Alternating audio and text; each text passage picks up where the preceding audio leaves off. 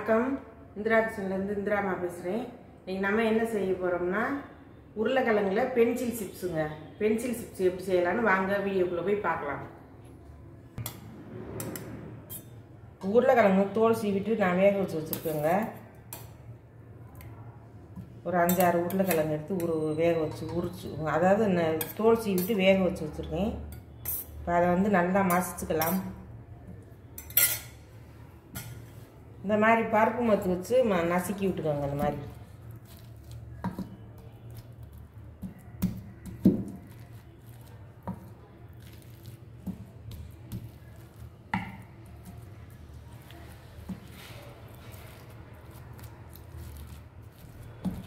நல்லா கிழங்கே இல்லாமல் நல்லா மசிச்சிடுங்க.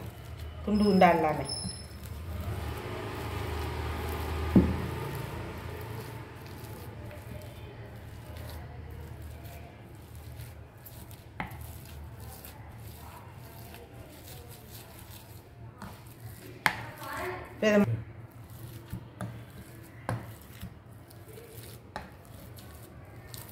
இது நல்லா மசிச்சாச்சுங்க. இதை நல்லா வளைச்சி எடுத்துருங்க. மற்ற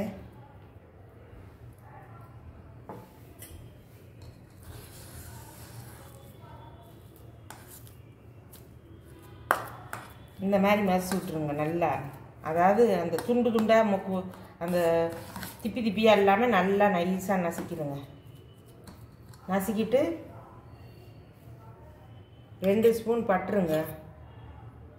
வெண்ணெய் எது வேணாலும் சேர்த்துக்கலாம். நீங்கள் அமுல் பட்டு வெண்ணெய் எது வேணாலும் சேர்த்துக்கலாம்.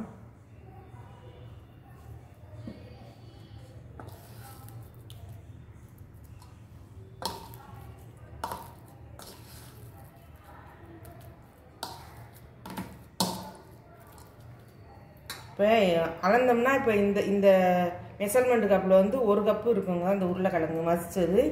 இப்போ அதுக்கு எப்படி நம்ம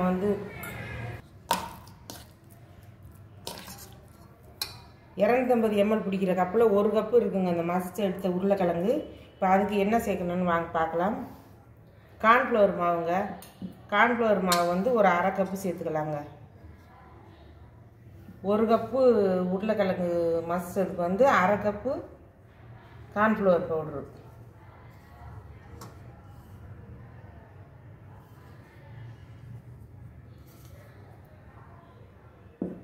நான் அளந்து தான் எடுத்துருக்கிறேன். அப்படியே சேர்த்துக்கலாம்.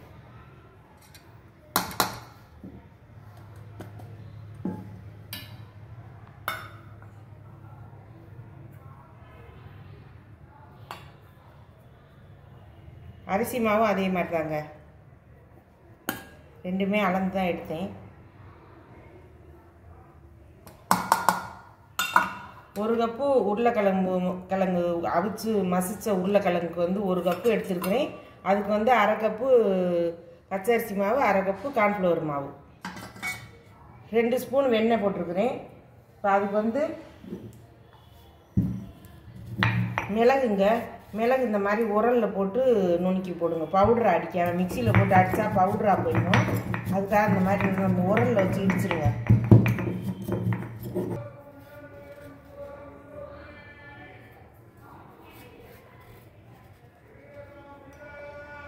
கரெக்டாக 1 ஸ்பூன் எடுத்தேங்க மிளகு. அதை நுணுக்கி வச்சுருக்கேன். கரெக்டாக இருக்கு பாருங்கள்.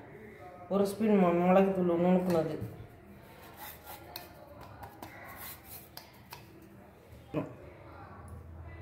ரெட் சில்லி அது பொடிச்சுக்கணும். அதுவும் இந்த மாதிரி ஒன்றும் அதிகமாக நுணுக்கிக்கிறோம். சேர்த்துக்கலாம்.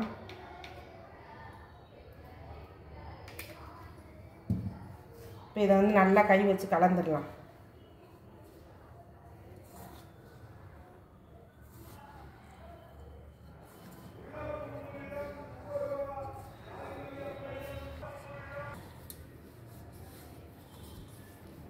இப்போ பாருங்கள், நம்ம போட்ட அந்த வெண்ணெய் 2 ஸ்பூன் போட்டோம் பாருங்கள். அந்த மசிச்ச உருளைக்கிழங்குக்கு இந்த அரிசி மாவும் அந்த சோள மாவு கார்ன்ஃப்ளவர் மாவு போட்டோம்ல, கரெக்டாக இருக்குது பாருங்கள் பதம். தண்ணியே ஊற்றலை. அப்படி உங்களுக்கு கொஞ்சம் கூட குறைய தண்ணி பத்தலைன்னா லைட்டாக தொளிச்சுக்கோங்க. ஆனால் எனக்கு கரெக்டாக வந்துடுச்சு. இந்த மாதிரி நல்லா அழுத்தி பிசைஞ்சுக்கோங்க. பிசைஞ்சுக்கிட்டு நான் என்ன பண்ணுறேன்னு பாருங்கள்.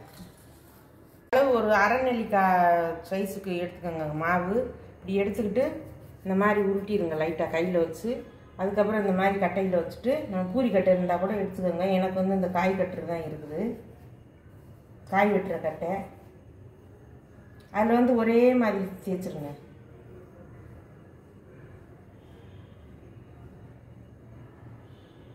இந்த மாதிரி தேய்ச்சி எடுத்து வச்சுருங்க. இந்த சிப்ஸ் வந்து குழந்தைங்களுக்கு ரொம்ப பிடிக்குங்க, இது செஞ்சு கொடுங்க. குழந்தைங்களுக்காகவே நான் போடுறேன். இதெல்லாம் விரும்பி சாப்பிடுங்க பசங்க.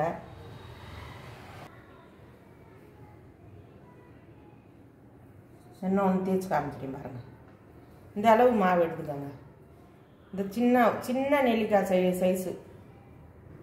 இதை வந்து இப்படி கையில் வச்சு லைட்டாக உருட்டிக்கிட்டு இந்த வாட்டத்துக்கு வச்சுக்கிட்டு இந்த மாதிரி கட்டையில் வச்சுக்கிட்டு இந்த மாதிரி உருட்டுங்க. கரெக்டாக வந்துடும். ஒத்த கையாலேயே உருட்டிடலாம். அந்த பக்கம் இந்த பக்கம் சாய்ச்சி சாய்ச்சி உருட்டுங்க.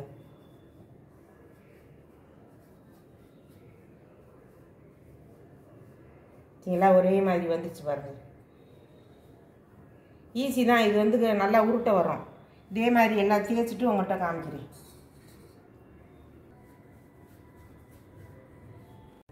இதுதாங்க லாஸ்ட்டு. எல்லாம் தேய்ச்சி முடிச்சிட்டேன். இந்த மாதிரி தேய்ச்சி எடுத்து வச்சுக்கோங்க. பாருங்கள், எல்லாம் சூப்பராக தேய்ச்சாச்சு. மொத்தமே 2 கப்பு மாவு தான். அரை கப்பு, மறுபடியும் சொல்கிறேன், 1 கப்பு உருளைக்கிழங்கு மசித்த மாவு 1 கப்பு, அரை கப்பு கார்ன்ஃப்ளவர் மாவு, அரை கப்பு பச்சரிசி மாவு, கொஞ்சோண்டு 1 ஸ்பூனு மிளகுத்தூள், ஒரு ஸ்பூனு சில்லி பவுட்ரு, கொஞ்சமாக உப்பு, 2 ஸ்பூன் வெண்ணெய். அவ்வளோதாங்க. எல்லாம் பிசைஞ்சிட்டு கையிலலாம் ஒட்டலை பாருங்கள். அந்த வெண்ணெய் அந்த இதுவே நல்லா தேய்க்க நமக்கு கரெக்டாக வந்துருச்சு. இது செஞ்சு பசங்களுக்கு கொடுங்க, நீங்களும் சாப்பிடுங்க. சூப்பராக இருக்கும். வாங்க இப்போ சுட்டு எடுத்துக்கலாம். எண்ணெய் காஞ்சிருச்சு. நல்லா மீடியமில் வச்சுக்கோங்க. நல்லா காஞ்ச உடனே மீடியமாக வச்சுக்கிட்டு இந்த மாதிரி எடுத்து போட்டுருங்க.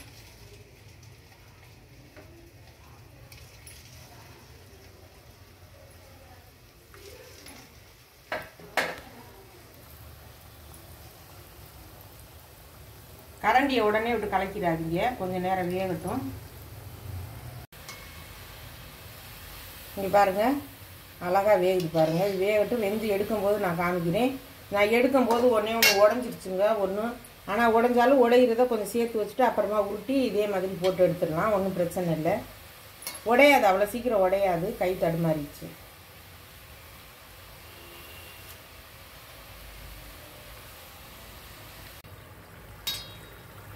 இப்போ பாருங்கள், நல்லா வெந்து நுரையெல்லாம் அடங்கிடுச்சு. இப்போ நம்ம வந்து எடுத்துக்கலாங்க.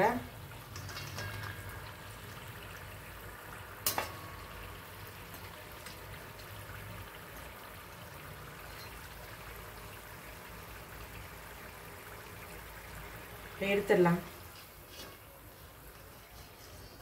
பார்த்து எடுங்க, கை காலில் பற்றாமல் பார்த்து எடுங்க. இந்த மாதிரி கிட்ட வச்சுக்கிட்டு எடுக்கிற தட்டு வந்து இப்படி கிட்டத்தில் வச்சுக்கிட்டு அப்படியே தட்டி விடுங்க. இப்போ வாங்க மறுபடியும் போட்டுக்கலாம். கையில் மட்டும் எண்ணெய் பற்றாமல் போடுங்க. எனக்கு சட்டி வந்து கொஞ்சம் குழியாக இருக்குதுங்க, கொஞ்சம் வளைஞ்ச மாதிரி இருக்குது. அந்த நீட்டாக வராமல் வளைஞ்ச மாதிரி இருக்குது. நீங்கள் ரவுண்டாக சட்டி இருந்துச்சுன்னா, ஃப்ளாட்டாக இருந்துச்சுன்னா அதில் போட்டு எடுத்துக்கோங்க. அது வந்து உங்களுக்கு அப்படி வளையாமல் வரும். அந்த பென்சில் மாதிரியே வளையாமல் வரும். இது கொஞ்சம் வளைஞ்ச மாதிரி இருக்குது, கோச்சுக்காதீங்க.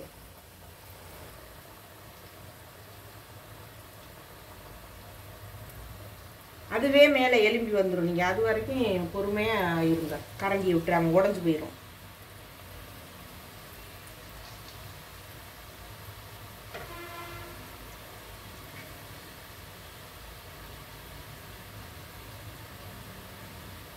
எல்லாரும் கமெண்ட் பண்ணுங்க. எல்லா குழந்தைகளுக்காகவே நான் செஞ்சு காமிக்கிறேன், பிள்ளைங்களுக்கு பிடிச்ச மாதிரி. யாருமே கமெண்ட் பண்ண மாட்டேங்கிறீங்க, லைக் பண்ண மாட்டேங்கிறீங்க, சப்ஸ்கிரைப் பண்ண மாட்டேங்கிறீங்க. எவ்வளவோ வீடியோ போட்டிருக்கேன் நான். 100 வீடியோ 150 வீடியோ கிட்ட கொண்டு வந்துட்டேன். சப்ஸ்கிரைபரே கிடைக்கல. தயவு பண்ணி சப்ஸ்கிரைப் பண்ணுங்க.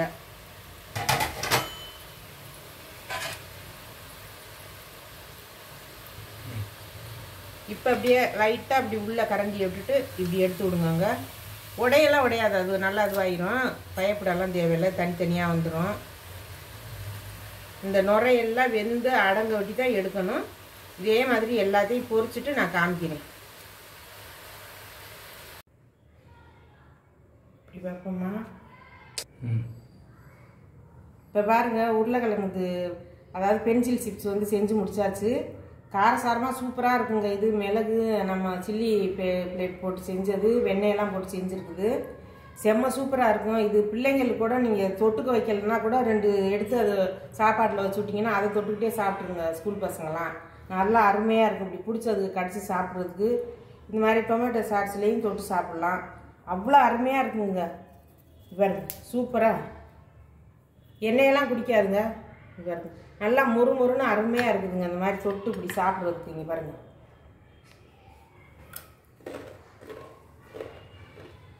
நல்லா மொறுமொறுன்னு இருக்கு பாருங்க. இதே மாதிரி இந்த அளவுகளோடு செஞ்சு நீங்கள் சாப்பிட்டு பார்த்துட்டு எனக்கு கமெண்டில் சொல்லுங்கள். இந்த வீடியோ உங்களுக்கு பிடிச்சிருந்ததுன்னா லைக் பண்ணுங்கள், ஷேர் பண்ணுங்கள், சப்ஸ்கிரைப் பண்ணுங்கள், பெல் பட்டனை கிளிக் பண்ணுங்கள். எனக்கு சப்போர்ட் பண்ணுங்கள். நன்றி, வணக்கம்.